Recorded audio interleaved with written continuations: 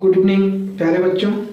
जैसा कि हम डीएलएड प्रथम सेमेस्टर को सभी प्रश्नों को हल करा रहे हैं, जिसमें आपके बहुत सारे प्रश्नों को हल करा चुके हैं, उसी श्रृंखला में आगे हम आज और प्रश्नों को लेते हैं। और बहुत ज़्यादा देर न करते हुए बस इतना जरूर कहेंगे कि आप लोग अच्छे से पढ़ रहे होंगे और जितने भी प्रश्नों को हम सॉल्व करा रहे हैं उसको अच्छे से देख रहे होंगे। हाँ, अगर उनमें कहीं कोई असुविधा या कहीं कोई आपको समस्या आती है तो कमेंट में जरूर बताइएगा। पढ़ने में कैसा लग रहा है ये भी कमेंट करिएगा और अपने यार दोस्त मित्रों साथियों को इस चैनल के लिए जरूर शेयर कर दीजिए, ताकि वो लोग भी इस वीडियो का लाभ उठा पाएं और वो भी अपनी मैथ को सरल बना पाएं, आसान बना पाएं और समझ पाएं। ठीक, आपसे यही निवेदन है। बाकी हम अगले प्रश्नों को लेते हैं। जैसा कि आगे का प्रश्न है, यदि किसी दिए हुए आयत की लंबाई 10 सेंटीमीटर तथा चौड़ाई 5 सेंटीमीटर है, तो यदि आयत की लंबाई आधी कर दी जाए तो चौड़ाई दोगुनी कर दी जाए तो आयत का परिमाप पर क्या प्रभाव पड़ेगा। देखिए, अगर लंबाई जो है भैया 10 सेमी है और चौड़ाई जो है वो 5 सेमी है, तो आयत का परिमाप क्या होता है? आयत का परिमाप जो है वो होता है 2 ब्रैकेट में लंबाई प्लस चौड़ाई। ये सबको आपको पता होगा कि आयत का परिमाप 2 लंबाई प्लस चौड़ाई। देखिए, 2 ब्रैकेट में लंबाई की जगह 10 प्लस चौड़ाई की जगह 5, 10 5 15, 15 दूना 30 सेंटीमीटर इसका परिमाप आएगा। ये पहली स्थिति है, पहली स्थिति। अब द्वितीय स्थिति पे आइए, सेकंड स्थिति पे आइए। कह रहा है लंबाई जो है वो क्या कर दिया जा रहा है? देखो, आयत की लंबाई आधी कर दी जा रही है, 10 थी आधी कर दी जाएगी तो क्या हो जाएगा? 5 सेंटीमीटर हो जाएगा। और चौड़ाई कह रहा है दोगुनी कर दी जा रही है, तो मतलब 5 थी तो 5 गुना क्या हो जाएगा? 10 सेंटीमीटर कर दिया जाएगा। तो अब परिमाप क्या हो जाएगा? परिमाप बराबर 2 ब्रैकेट में 5 प्लस 10 कर दिया जाएगा, तो 10 5 15 और 15 दूना 30 सेंटीमीटर। तो अब आपके सामने है क्या कि पहले की स्थिति में और अब की स्थिति में कोई परिवर्तन हुआ है, तो आप कहेंगे सर जी पहले भी 30 सेंटीमीटर था और अब भी 30 सेंटीमीटर, अर्थात उसके परिमाप पर कोई प्रभाव नहीं पड़ेगा। तो परिमाप पर कोई परिवर्तन नहीं होगा। ठीक है, हम लेते हैं अगला प्रश्न, तब आप इसको नोट कर लीजिए तब तक। ठीक,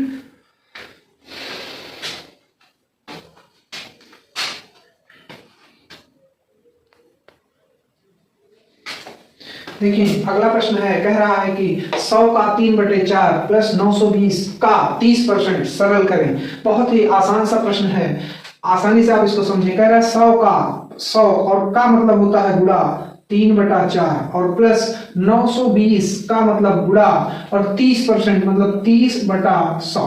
ठीक, एक जीरो से यह एक जीरो कटेगा, इस एक जीरो से यह एक जीरो कटेगा और 4 25 में 100 कट जाएगा। 25 या 75 और प्लस 3 दूना 6 और 3 नवा 27। इसको जोड़िए भैया तो आपका आ जाएगा 6 5 11 की 1 हासिल लगाए, 7 7 14 1 15 की 5 हासिल लगाए 1 और 2 1 3 351 इसका आंसर होगा। ठीक, अच्छे से समझिएगा।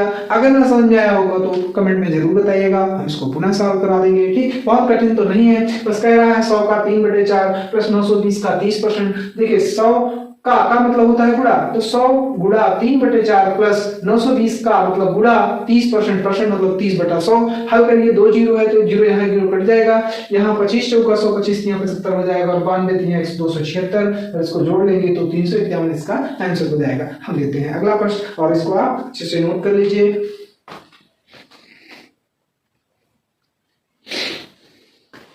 देखिए बच्चों, अगला प्रश्न है, कह रहा है यदि किसी वर्ग की एक भुजा 6 सेंटीमीटर है तो उसका क्षेत्रफल ज्ञात कीजिए। बहुत ही आसान सा प्रश्न है।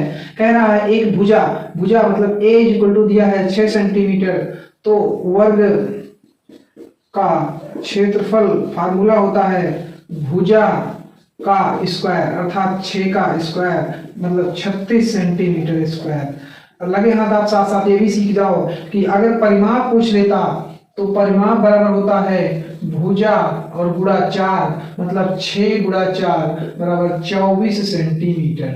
ठीक, क्षेत्रफल को सेंटीमीटर स्क्वायर में और परिमाप को सेंटीमीटर में लिखा जाता है। अगला प्रश्न है, कह रहा है x प्लस 5 का वर्ग का मान ज्ञात कीजिए। तो देखें x प्लस 5 का वर्ग बराबर होगा आपका a square plus b square plus 2 into A into B. हल करिए, एक्स स्क्वायर प्लस 25 और प्लस 5 दूना 10x, इसको और सरल करके लिख दीजिए x square plus 10x plus 25, यही इसका आंसर हो जाएगा, यही इसका आंसर। ठीक, दोनों प्रश्नों को अच्छे से समझ लीजिए, हल कर लीजिए। हम लेते हैं अगला प्रश्न।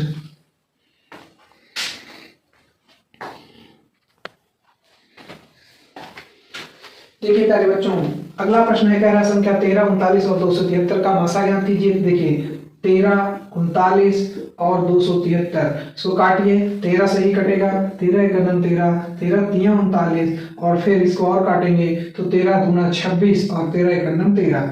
तो अब अगर जहां तक मासा निकालने की बात है, अगर एक ही बार में तीनों कट जा रहा है तो जो इसका मासा होगा वह 13 ही होगा। ठीक, आंसर हो गया, आप इसको नोट कर लीजिए। हम लेते हैं अगला प्रश्न।